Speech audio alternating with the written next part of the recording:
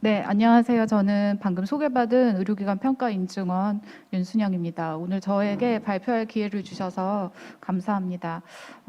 말씀하셨던 대로 이제 저는 오늘 의료기관 인증제도 활성화 계획 그리고 그것을 위해서 인증원에서 어떤 일을 해왔는지 추진 경과를 말씀드릴 거고, 중점적으로는 2018년도에 구성되어서 운영되었던 의료기관 인증혁신 TF에서 도출되었던 그 과제와 그 실행 결과 중심으로 오늘 말씀드리도록 하겠습니다.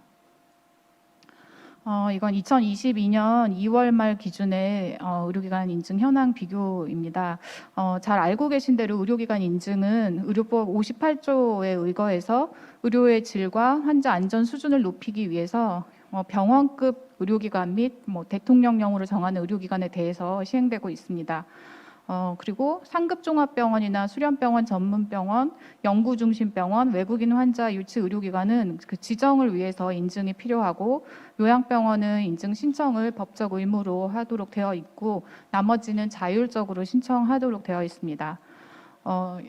표를 보시면 현재 우리나라에 그 인증을 신청할 대상이 되는 병원급 의료기관은 약 4,200개 정도 있고, 신청한 의료기관은 1,970개 정도로 대상 중에 약 46%의 기관이 인증을 신청했습니다.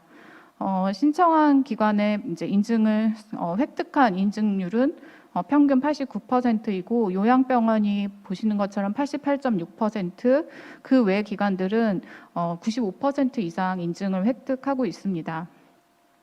또 이 그래프에서 보시면 상급 종합병원과 요양병원을 제외한 종합병원과 그 병원은 인증 신청률이 61.8%, 10.7%로 굉장히 낮은 것을 알 수가 있고, 종합병원 중에서도 지정 기준이 아닌 그런 기관들은 수련병원이 아니거나 그런 병원들은 인증 신청률이 40% 정도이고, 병원은 10% 미만으로 인증 신청률이 낮습니다.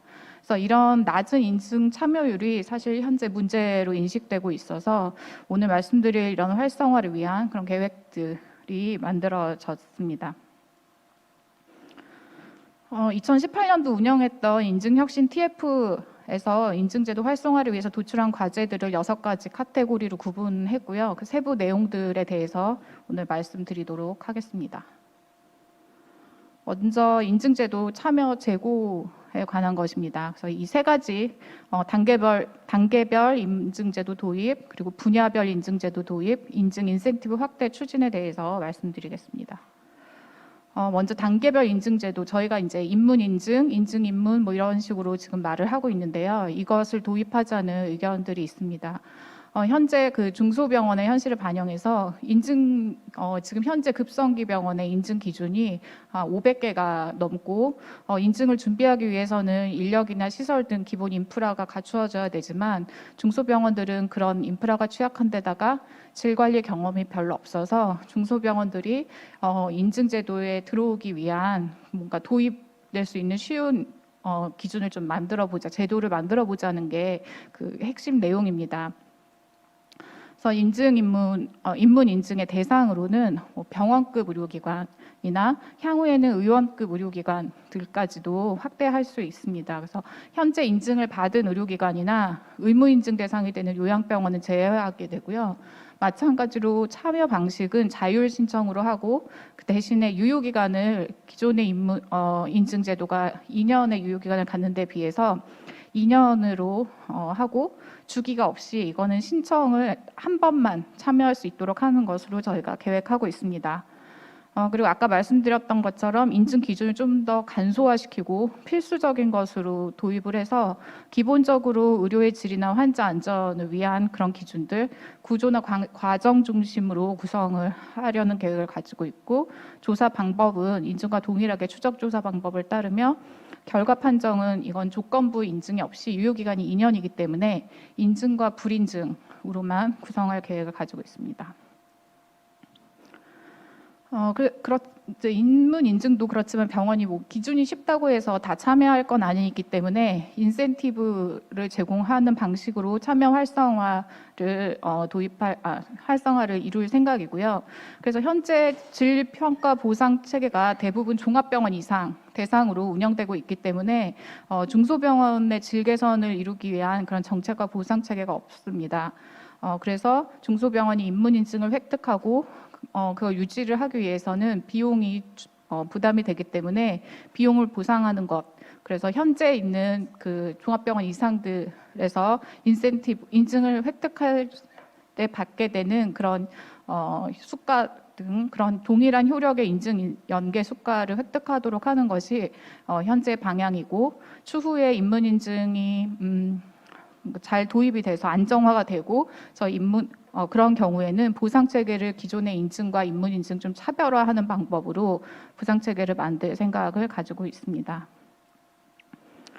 그래서 현재 인문인증과 관련해서 저희가 추진한 내용은 2020년부터 2021년까지 시범 사업을 5개 병원을 대상으로 시범 사업을 시작했습니다. 그리고 3주기 급성기 기준이 현재 13개 장 91개 기준 520개 조사 항목으로 구성되어 있는데, 인문인증과 관련된 기준은 12개 장 52개 기준 234개 항목으로 절반 정도로 줄여서 구성을 했고, 시범사업 성과 도출을 하여서 설문조사 및 간담회를 시행하였습니다. 인문인증을 시행하려면 법적 근거가 필요하기 때문에 저희가 올해는 의료법 일부 개정을 추진해서 법에 인문인증을 법제화할 생각을 가지고 있습니다. 그래서 인문인증이 도입이 되면 인문인증 별도의 마크를 신설하고 기준을 확정할 생각이고요. 중장기적으로는 이제 법제화가 되고 나면 병원들을 대상으로 인문인증 설명회를 개최하고 조사를 시행한 후에 좀 더 발전해 나갈 생각을 가지고 있습니다. 다음은 분야별 인증 제도입니다. 그래서 지금 현재 인증은 병원 전체를 대상으로 하고 있는데, 어떤 특정한 부서라든지 질환에 대해서 표준화된 의료 서비스 제공을 통해서 의료질을 향상하고 효율적 성과 개선을 목적으로 하는 그런 분야별 인증도 혁신 추진 TF에서 과제로 도출되었습니다. 그래서 분야별 인증의 대상은 일단 병원급 이상으로 우선 시행을 하고, 추후에 필요시 의원급도 들어오게 할 수 있을 것 같습니다. 그리고 분야별 인증은 어떤 특화된 인증이기 때문에 현재 인증을 획득한 기관도 참여할 수 있도록 저희가 설계할 예정입니다. 참여 방식은 마찬가지로 자율이고 유효기간 4년이며 결과는 여기는 조건부 인증까지 저희가 포함할 생각이고, 인증 기준은 기존의 이제 분야나 부분에 따라서 다르겠지만 기존의 인증 기준을 좀 떼내서 세분화시키는 것들, 그리고 조금 더 고차원적인 그런 인증이 필요하다고 하면 관련 학회나 자문을 통해서 인증 기준을 새롭게 만들어 갈 생각입니다.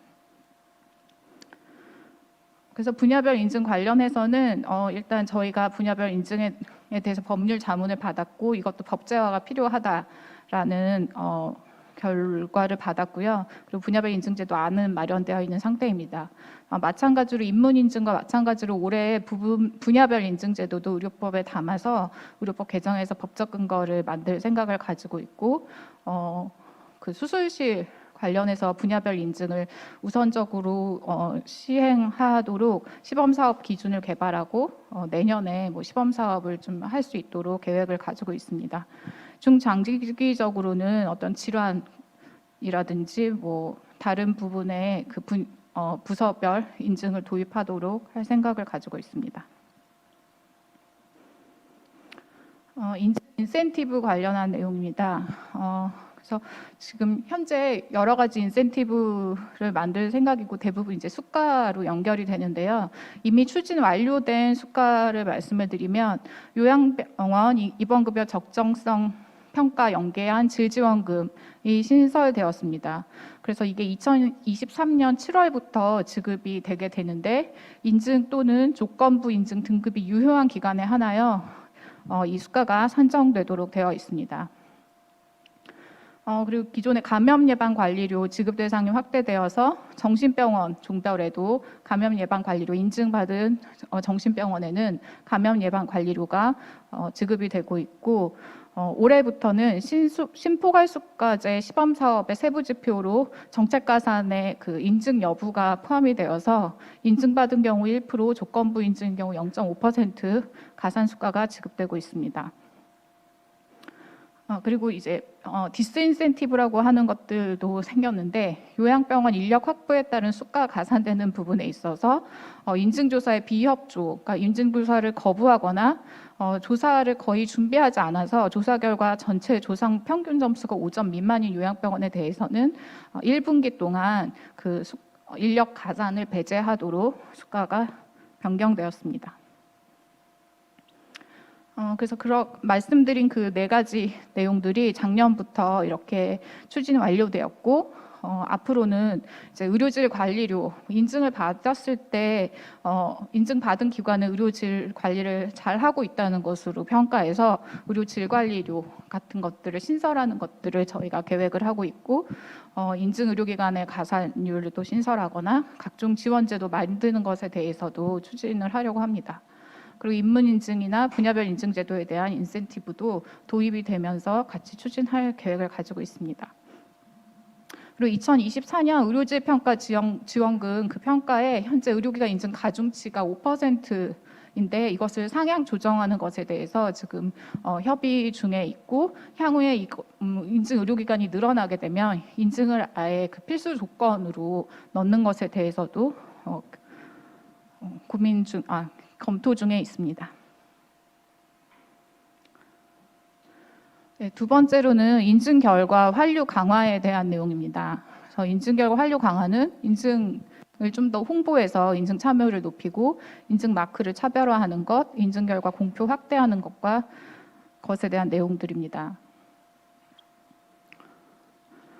그래서 인증제도 홍보 관련해서는 의료법 시행규칙을 개정해서 의료기관의 명칭 표시판에 인증받은 사실을 표시하도록 해서 의료 소비자들이 좀 쉽게 인증 의료기관을 알 수 있도록 하는 것이고 이와 관련해 명칭 표시 가이드라인도 배포하였습니다.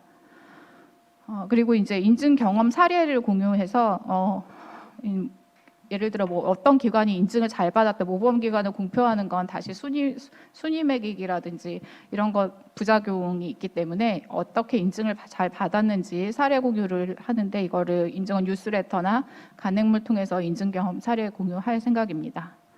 그렇게 홍보를 통해서 인증 의료기관을 격려하고 미인증 의료기관이 참여할 수 있도록 독려하며 국민 홍보를 잘할 수 있는 효과를 가질 수 있습니다.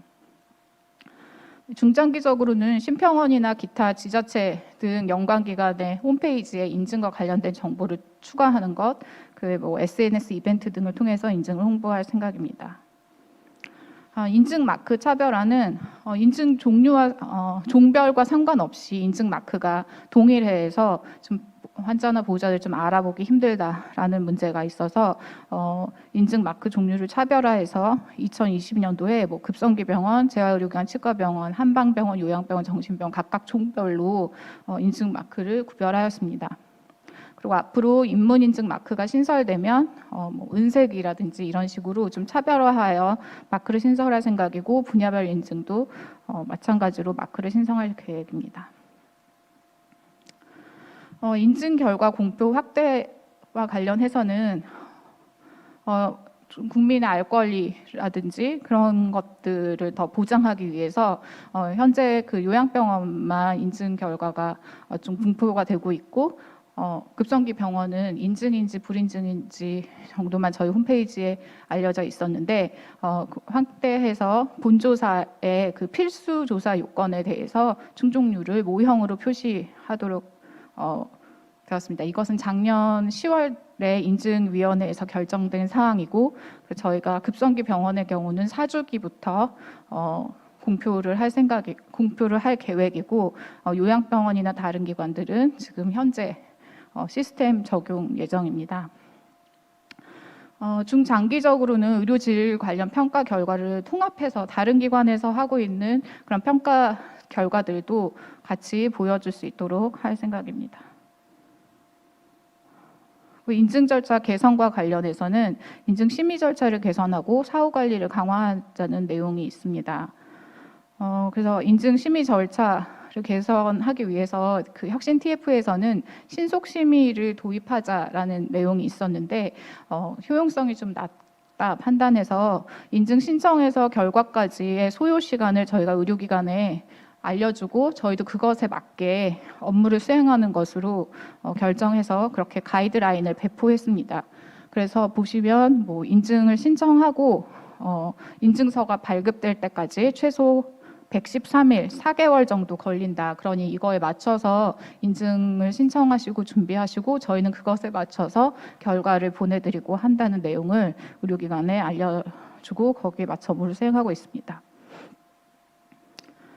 그리고 사후관리 관련된 내용입니다. 저희가 중간 자체조사, 중간 현장조사를 시행하고 있는데 그거에 대한 법적 근거가 없었기 때문에 2020년 9월에 법적 근거를 마련해서 인증받은 의료기관에 대해서 사후관리를 할 수 있도록 추진하였고 앞으로 이제 법 사후관리에 협조하지 않는 또 기관들이 있어서 사후관리에 협조할 수 있도록 법 개정을 추진 중에 있습니다. 그리고 이제 문제점으로 조사위원 관련된 문제점들도 지적이 됐었는데 조사위원의 전문성을 강화하기 위해서 맞춤형 상시 교육을 시행하고 조사위원 자질 관리 강화가 필요하다라는 과제가 도출되었습니다. 그래서 2019년에 저희가 교육센터를 전담 부서로 설치해서 운영하였고 현재는 교육연구본부에서 그 역할을 수행하고 있습니다. 그리고 전문가나 유관단체와 협력 체계를 구축해서 맞춤형 교육을 실시하고 있습니다.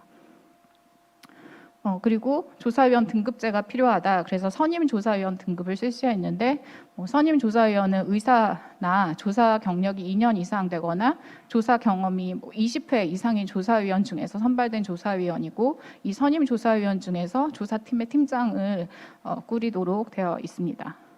그리고 조사위원회 면접 전형, 조사위원을 서면 평가만 하지 않고 면접을 시행하기로 결정이 돼서 2021년 7월부터 신규 조사위원을 위촉할 때는 면접 전형을 실시하고 있습니다. 그렇지만 아직도 조사위원의 전문성이라든지 표준화에 대한 그런 문제가 많이 지적이 되고 있기 때문에 저희가 내부적으로도 내부 조사위원을 만들어서 조사위원의 표준화라든지 전문성을 좀 가하고 외부 조사위원에 대해서도 맞춤형 교육, 사례 중심 교육을 통해서 조사위원 전문성을 더 강화해 갈 생각입니다. 종별 인증제도 개선 관련한 내용입니다. 그래서 그래서 재활의료기관에 대해서 인증 기준을 개발했고 불인증 요양병원 관리 방안을 만들어서 요양병원은 불인증을 받게 되면 90일 이내에 재신청을 하도록 법을 개정하였습니다. 아까 말씀드린 대로 비협조적인 의료기관에 대해서는 인력가산 배제를 시행하게 되었습니다. 기타 사항으로 문제 제기되었던 내용은 조건부 의료기관에 대해서 인증 절차를 개선하자는 내용이 있었고 인증과 관련된 적절 인력을 산출하는 연구를 시행하기로 했었는데 연구는 2020년부터 2021년까지 1년 동안 연구가 진행이 되어서 적정 인력 수준 산출 방법을 개발하고 그 방법을 적용해서 적정 인력 수준을 제시하는 그런 연구가 진행이 되었습니다. 그리고 앞으로 필요한 경우 추가 연구 시행 예정입니다. 제가 준비한 내용은 여기까지인데 저희 이제 인증이 한 10년 정도 됐고 아직까지는 제도를 좀 정착하는 데 저희가 중점을 뒀다면 앞으로는 제도를 개선해 나가고 인증을 더 활성화시키기 위해서 더 노력할 예정입니다. 감사합니다. 네.